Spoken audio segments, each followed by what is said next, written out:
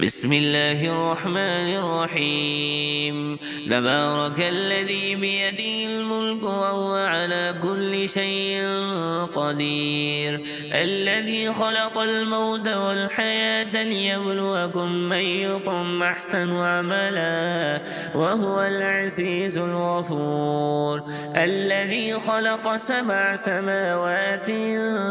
طباقا ما ترى في خلق الرحمن من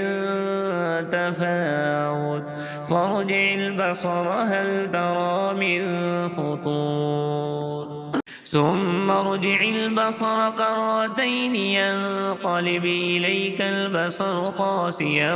وهو حسير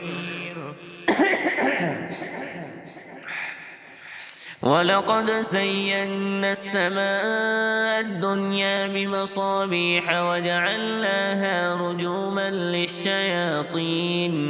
رجوما للشياطين وأعتدنا لهم عذاب السعير وللذين كفروا بربهم عذاب جهنم وبئس المصير إذا ألقوا فيها سمعوا لها شهيقا وهي تفور تكاد تميز من الغيظ كلما ألقي فيها فوج سألهم خزنتها ألم يأتكم نذير قالوا بلى قد جاءنا نذير فكذبنا وقلنا ما نزل الله من شيء إن أنتم إلا في ضلال كبير وقالوا لو كنا نسمع أو نعقل ما كنا في أصحاب السعير فاعترفوا بذنبهم فسحقا لأصحاب السعير إن الذين يخشون ربهم بالغيب لهم مغفرة وأجر كبير وأسروا قولكم أو اجهروا به إنه عليم بذات الصدور ألا يعلم من خلق وهو اللطيف الخبير والذي جعل لكم الأرض ذلولا فامشوا في مناكبها وكلوا من رزقه وإليه النشور آمنتم من في السماء أن يخسف بكم الأرض فإذا هي تمور أم أمنتم من في السماء أن يرسل عليكم حاصبا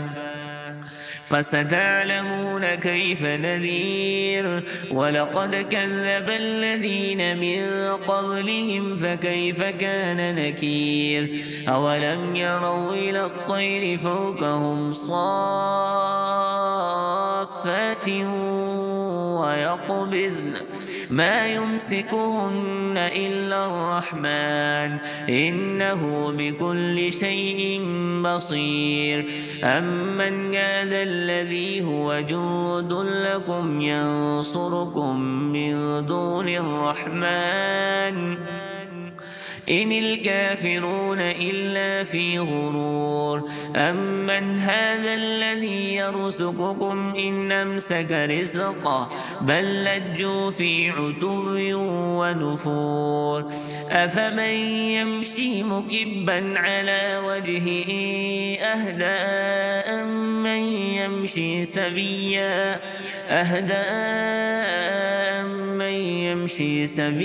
على صراط مستقيم قل هو الذي أنشأكم وجعل لكم السمع والأبصار والأفئدة قليلا ما تشكرون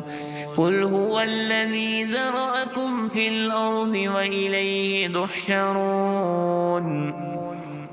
ويقولون متى هذا الوعد إن كنتم صادقين قل إنما العلم عند الله وإنما